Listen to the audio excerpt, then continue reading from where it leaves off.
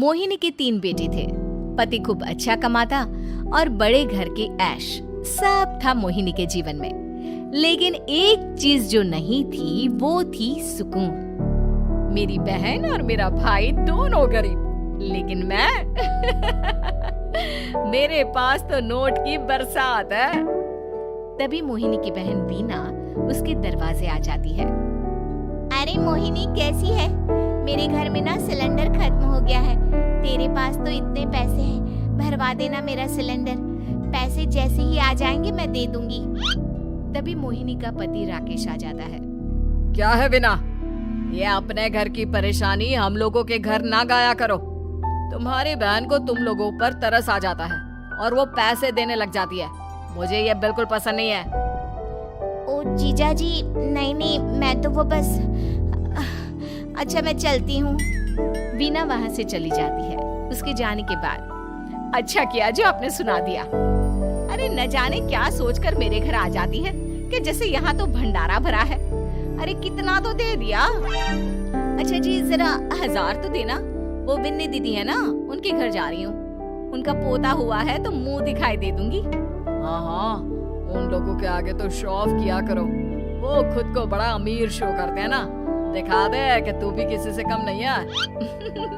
हाँ जी, इसी के लिए तो जा रही हूँ। मोहिनी तैयार होकर अपनी बुआ की बेटी के घर जाती है, जहाँ उसके पोते का कार्यक्रम चल रहा होता है। वहाँ वीना भी आई होती है।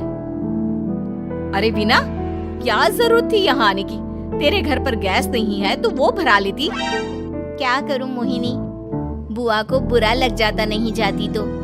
वैसे मेरे पास एक जोड़ा बच्चे का कपड़ा रखा था, वही अपनी चांदी के पायल के साथ देने जा रही हूँ। घर पर गैस थी नहीं, सोचा परिवार यहीं खाना खा लेगा, बाकी सुबह का सुबह देखा जाएगा। मोहिनी को बहन पर दया आ जाती है। वो पर्स से 1000 रुपए निकाल कर दे देती है। ले वीना, लेकिन पैसे वापस कर देना, तेरे जीजाजी हिसाब लेते हैं। मोहिनी भी क्या करती, गरीबी में बहन का सहारा ही उसके जीवन जीने का आधार था। फिर एक रोज, सुनिए, भाई के घर बेटी हुई है, मुझे माँ के पास जाना होगा। अरे उस घर में ना कूलर है ना एसी, कैसे रहोगी तुम? हाँ, वही सोच रही हूँ कि अकेली जाऊं, बच्चों को साथ ना ले जाऊं। चले जाओ, लेकिन ये जो तुम अपने गरीब परिवार से मिलने चली जाती हो ना, मुझे बिल्कुल अच्छा नहीं लगता। पता नहीं मैं भी कैसे मैनेज करती हूँ, लेकिन क्या करूँ। मोहिनी भाई भाभी के घर आती है। मोहिनी, कैसे आना हुआ? तू यहाँ हम लोगों के घर रह लेगी या फिर किसी होटल में रहेगी? क्या हो गया है माँ? मोहिनी को क्यों ऐसे बोल रहे हैं आप? अरे तू नहीं जानती अपनी ननद को, पैसे वाली है ना, तो ऐड कुछ ज्यादा ही है। मोहिनी को माँ की बात का बुरा नहीं लगता है, क्योंकि उसे पता ही नहीं चलता कि माँ उसे जली कटी सुना रही है। वो भाभी की बच्ची के साथ लेन देन करती है और वहाँ से चली जाती है। उसके जाने के बाद, माँ क्यों आप मोहिनी को इतनी सारी बातें सुनाती हो? भाई का बेटा बोल पड़ता है। माँ, क्योंकि दादी जानती है कि बुआ के अंदर घमंड है। सही बोल रहा है मोहन, बहू भले तुझे ना दिखता हो, लेकिन मुझे और मोहन को दिखता है कि वो कितनी घमंडी है। मोहिनी मायके आती है, जहाँ गरीबी के कारण चीजें कम होती हैं। इस मोहन के बच्चे को काम पर लगा दो ना, किसी दुकान या किसी होटल में, बर्तन धो लिया करेगा, कम से कम 4 पैसे और आएंगे घर में। देख मोहिनी, माना तेरे पास पैसा है, लेकिन तेरे भाई के दिन इतने भी बुरे नहीं चल रहे कि वो अपने बच्चे की पढ़ाई रुकवाकर उससे बर्तन धुलवाए।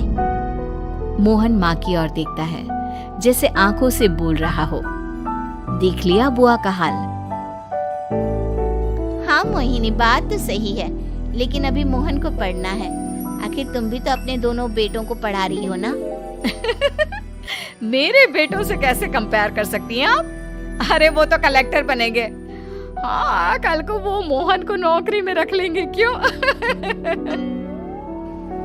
मोहिनी कुछ दिन और रहकर चली जाती है।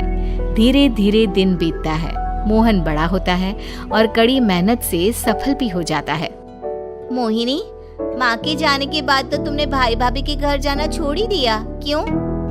वो क्या है ना, उन लोगों का घर छोटा है, मेरे बच्चे जाना ही नहीं चाहते।